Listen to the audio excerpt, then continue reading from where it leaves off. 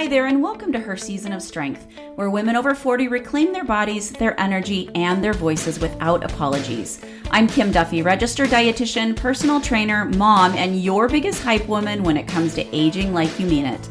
This show isn't about chasing skinny or counting wrinkles. It's about building real strength, physical, emotional, and hormonal. Each week, I'll share straight-talking nutrition tips, sustainable fitness strategies, and conversations that help you feel powerful in your skin once again. Menopause isn't an ending, it's only the beginning. This is your season of strength. Hey, welcome back to Her Season of Strength. Thank you so much again for taking a second out of your day to listen in. So today's episode is one I've been looking forward to since I wrapped up last week's episode. So if you didn't catch last week's episode, it was number 37. I want you to go back and listen to that one first, because today is part 2, and we're building on everything that we covered. So last week we talked about why brain fog in menopause is so real, so biological, and why women over 40 are disproportionately affected by Alzheimer's and dementia. And we went deep into the mind diet, which is that specific eating pattern that research has shown can reduce the risk of Alzheimer's by up to 53%. So if you missed it, go back. It's worth your time, I promise. But today, we're talking about movement, specifically how exercise like strength training and cardio and everyday movement can literally change your brain. And I don't mean that in like this fluffy, feel-good way. I mean, there's real compelling research showing that what you do with your body today has a direct impact on whether your brain stays sharp and clear and functioning well, even decades from now. And here's what I love about this topic is exercise is something we actually have control over. It's free. It doesn't require a prescription or a membership. It doesn't require perfection. And for those of us in our 40s and 50s and beyond, the window we're in right now is one of the most important times to start or to stay consistent. So here's what I want to talk about today. I want to dive a little bit into research. I promise I won't make it boring. I'll try to make it exciting, but specifically about exercise and dementia risk. Also, what is happening kind of inside your body and your brain when you move. How strength training specifically protects your brain. What cardio does at that cellular and vascular level, and why even just walking matters more than you think, and what a realistic brain protective movement routine it can look like for women over 40. But before we jump into the meat of today's podcast, I want to ask for just a little help. I've gotten some really great feedback and increased interest in my past few podcast episodes, which is so exciting. So I'm working on building 3 different programs. One that focuses on heart health, another on brain health, and the final one on bone health, because that's the 3 big topics that I've talked about in the last few episodes. And all 3 of these will have an exercise and a nutrition component, because I've kind of talked about the importance of both in each of these areas. But I want to know which one interests you more. So I would really, really greatly appreciate it if you took literally 30 seconds to email me at info@strengthandnutrition.com, and I will drop that in the show notes as well, with just one word about which of these 3 interests you more. So either put heart, brain, or bone. If none of them interest you, just put none and let me know if there's another topic that you want to know more about when it comes to nutrition and exercise or health and wellness. And if all of these 3 topics interest you, put all. This will also help me to know what my audience wants to hear more about on the podcast. Okay, enough of that. Let's get into today's topic. So let's start with the research, because I want you to understand this is not just a fad or a wellness trend. This is really science. They've done a lot of research on this. The first one was a landmark study published in The Lancet in 2020. And I'm going to actually put the references in the show notes so that if there's anything you want to read more about, it identified physical inactivity as one of the top 12 modifiable risk factors for dementia, meaning it's something we can actually change. The next one was a study out of the University of British Columbia. I used to live up there. And that found that regular aerobic exercise increased the size of the hippocampus. Do you remember that word, that big word that we talked about last podcast? That is the memory center of the brain, and it's loaded with those estrogen receptors, and it starts to shrink during menopause. Exercise was shown to increase the hippocampal volume by approximately 2%. I know it doesn't sound like a lot, but it actually can mean a lot. It can effectively reverse that age-related shrinkage by 1 to 2 years. Next is research that was published by the JAMA Neurology, so the Journal of the American Medical Association Neurology, showed that people who exercise regularly had significantly lower levels of those amyloid plaques in their brains. We talked about those last week. Those are those toxic proteins that are associated with Alzheimer's disease that they can see in your brain. And many times they're seeing it in an autopsy after your death. Next, there was a large meta-analysis, and I promise there's only one more after this, so I'm almost finished talking about research.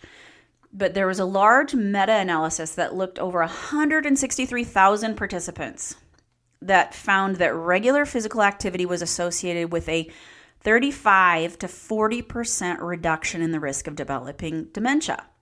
And that's comparable to what we saw with the MIND diet. Remember, we talked about that last week. When we combine those two things with the exercise as well as those increasing our intake of those 10 foods that we talked about last week, those numbers get even more powerful.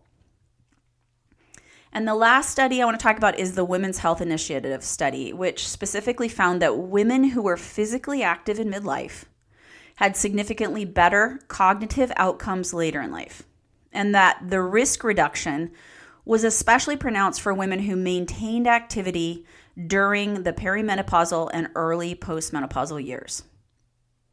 So why does this window matter for us? The years between 40 and 65 appear to be this critical window for building what researchers call cognitive reserve. So if you think of it like a savings account for your brain, the more you deposit now, the more you have to draw from later. Exercise it's one of the most powerful deposits you can make.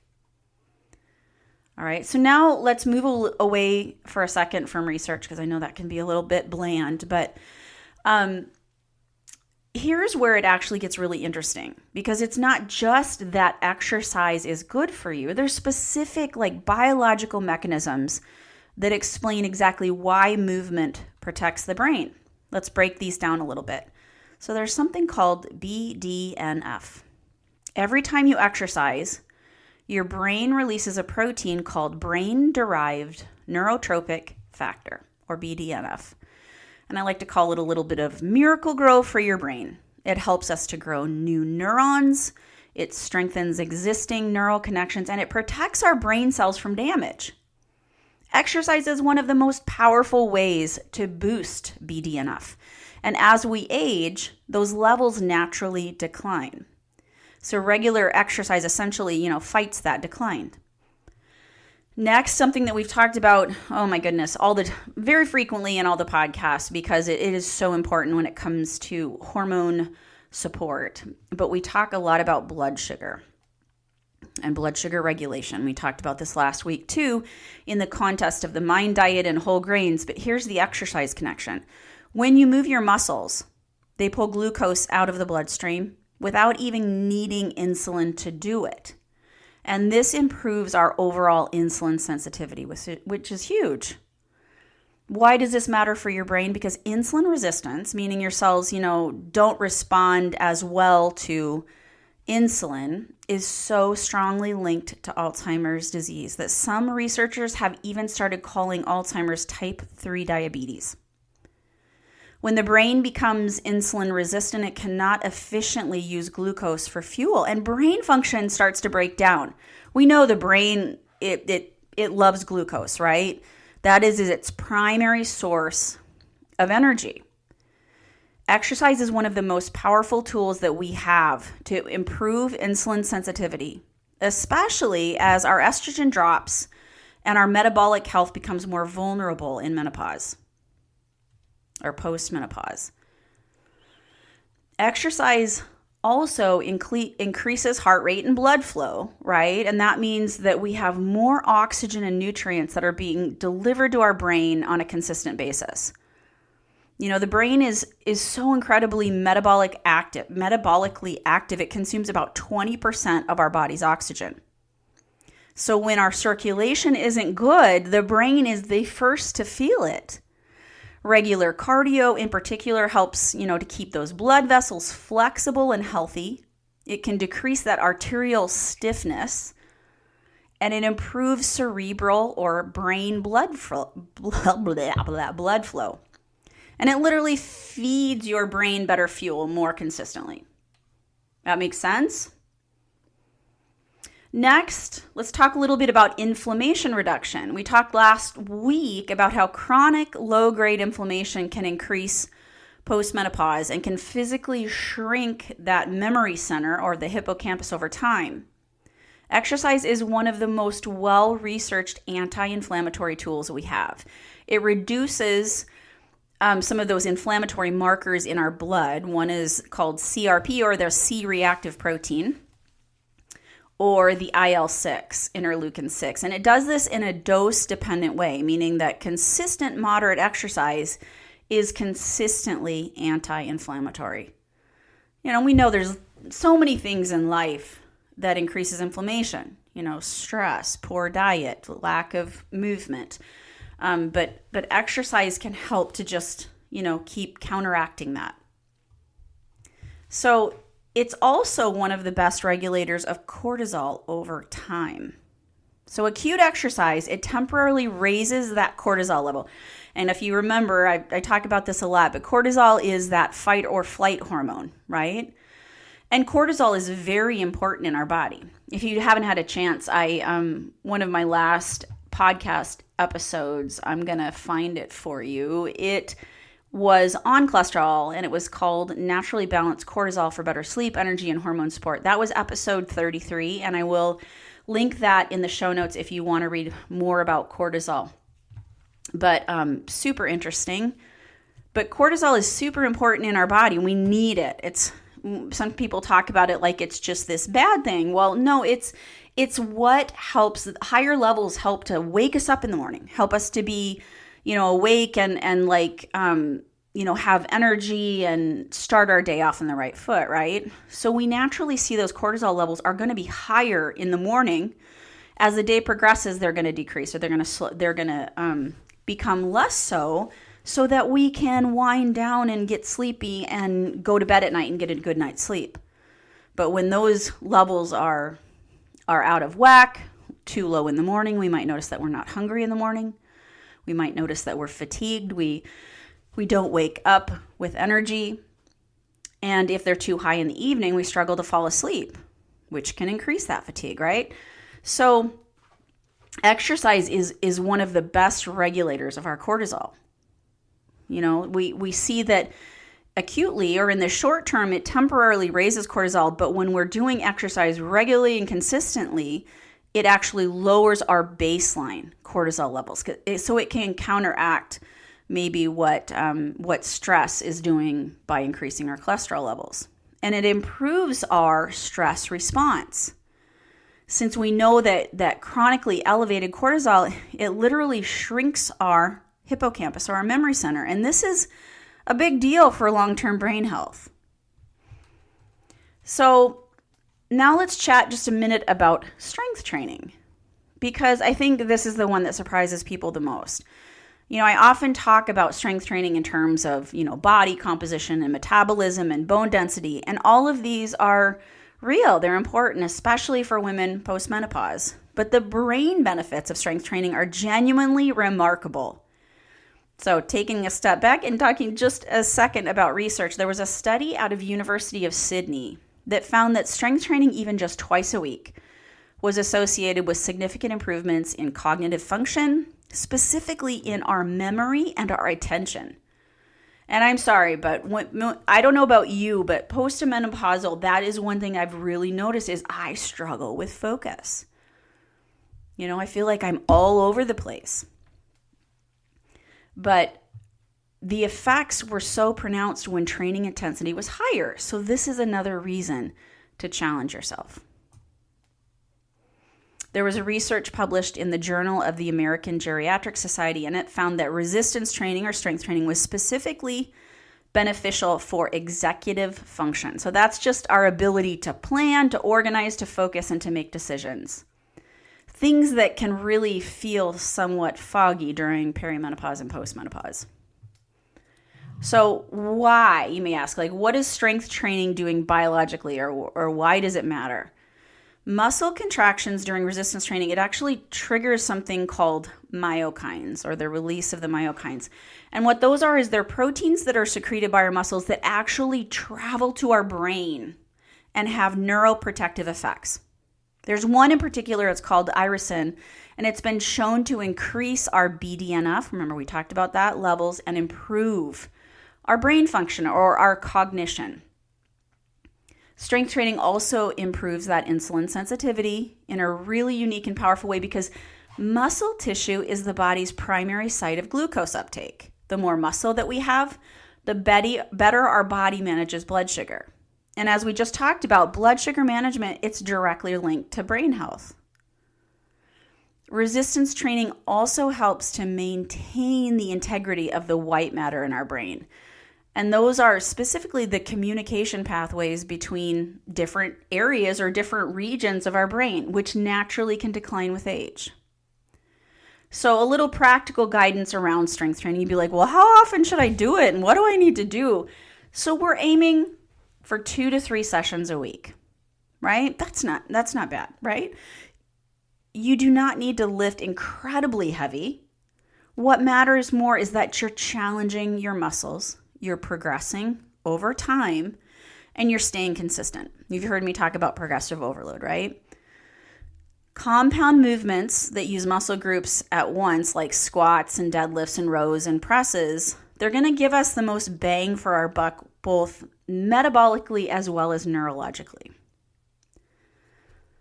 All right, so now moving on to cardio, being that third main type of exercise.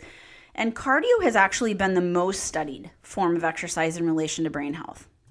And the evidence is really compelling. Aerobic exercise is the primary driver of that BDNF release. We see that higher intensity intervals appear to produce even greater spikes in the BDNF than steady state cardio. So a mix of both is ideal.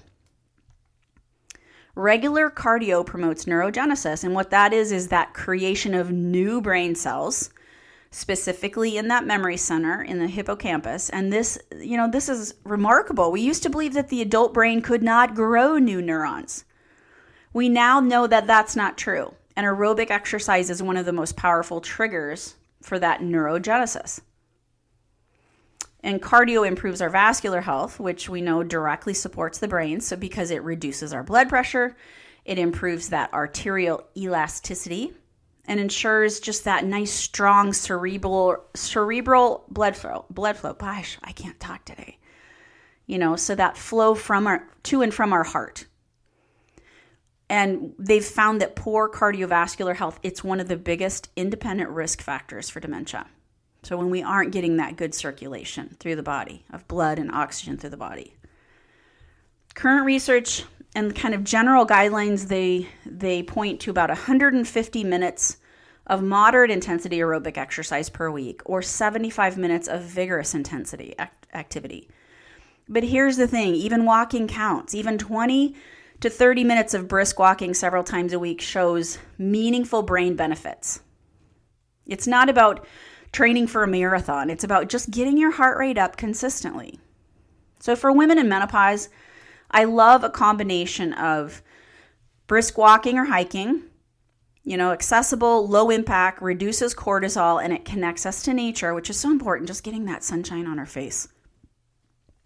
Next, like cycling, dancing, swimming, or any cardio that you actually enjoy.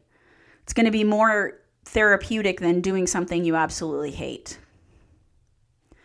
And then that HIIT training or interval training 1 to 2 times per week, if your body tolerates it. Not everybody can do HIIT training.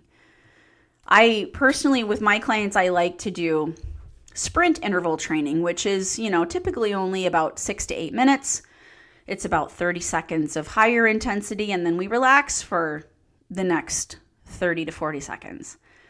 The evidence on those BDNF spikes from intervals is really cool. It's really awesome to see kind of how that can benefit specifically women in postmenopause. It's so easy to incorporate into your workouts, even as a warm-up to start off before you jump into strength training. So another thing I want to talk about is something that often gets overlooked in these conversations, and that is just that everyday movement. What we call NEAT, or non-exercise activity thermogenesis. Research is showing that just prolonged sitting, which so many of us are doing, working on the computer, most jobs, are frequently sitting for long periods of time. Even if you're somebody who is exercising 3 days a week, it's independently associated with cognitive decline and a greater risk of dementia. So sitting for long, unbroken stretches, it's a brain health risk on its own. It matters so much when you have desk jobs and you're working from home, or you're spending a lot of time sitting in the car driving. So the goal is to break up that sedentary time throughout the day. So, you can do things like setting a timer, getting up and moving for 5 minutes every hour. You could take a 10-minute walk after your meals. This is also really, really positive for blood sugar management after eating. And there is emerging research specifically on that post-meal walking and cognitive health.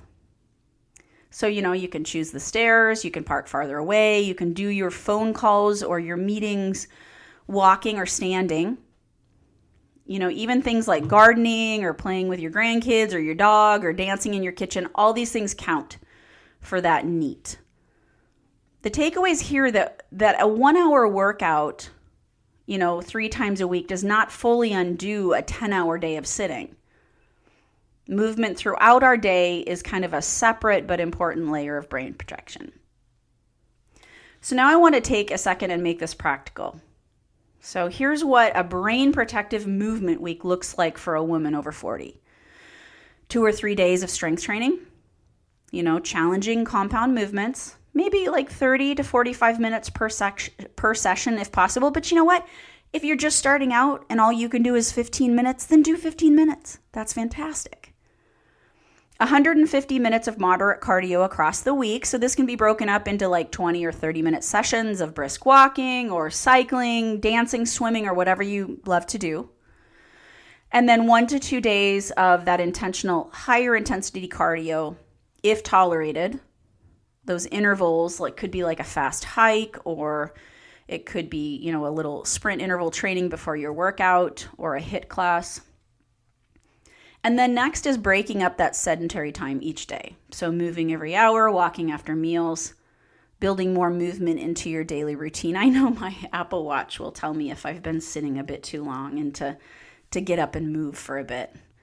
And then at least one rest or active recovery day, where you can do like yoga or stretching or easy walks, because recovery is part of this equation too.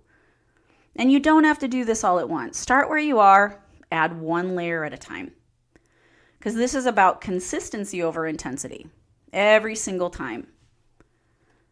So over the past 2 weeks, we've built, a really kind of complete picture of what it takes to protect your brain through the years of perimenopause and menopause and beyond. Last week, we covered kind of the biology of brain fog, why women are at higher risk of Alzheimer's, and how that, what we're eating and specific foods can reduce that risk by up to 53%. So this week we layered on kind of that exercise piece. And what I hope you heard today is that movement is not optional when it comes to your brain health. It's medicine. And here's what I want you to walk away with. Your body and your brain are so deeply connected. So when we strengthen our muscles, you're also strengthening your mind. When you get your heart rate up, you're feeding your brain. When you improve your insulin sensitivity through exercise, you are directly reducing one of the biggest drivers of cognitive decline. And when you keep moving throughout the day, you're protecting the very neural pathways that keep you sharp and present and fully, in your life. You don't need to overhaul everything at once. You pick one thing from today's episode and you start there. Maybe it's committing to 2 strength training sessions this week. Maybe it's adding a 20-minute walk after dinner 3 nights a week. Maybe it's just simply setting a timer to get up and move every hour. It's about the small, the consistent, intentional steps. And that's what this is about. So if you've been listening to both parts of this series, I want you to think about how the food piece and the movement piece work together. The mind diet feeds and protects your brain. Exercise grows new brain cells, improves blood flow, reduces inflammation, and builds insulin sensitivity. And together, they're giving us, our brain, the most powerful combo of tools available to us. So if today's episode resonated with you, I'd love if you would subscribe to the podcast. It's totally free, so you never miss an episode. And I want you to think of one woman in your life who needs to hear this, like a girlfriend who's been joking about forgetting things, or a sister who is, in the thick of perimenopause or postmenopause, or maybe even like your mom who's struggling with memory issues. Send her this episode. Send her both parts, because this information can genuinely change the trajectory of her health, and that is worth sharing. And remember, if you could send me an email at info@Strength and Nutrition with one of those 3 words, brain, bone, or heart, to let me know what most interests you when it comes to those 3 areas, I would greatly appreciate it. Remember, this is about progress over perfection. We're in this for the long haul, and this is your season of strength. Have an amazing day.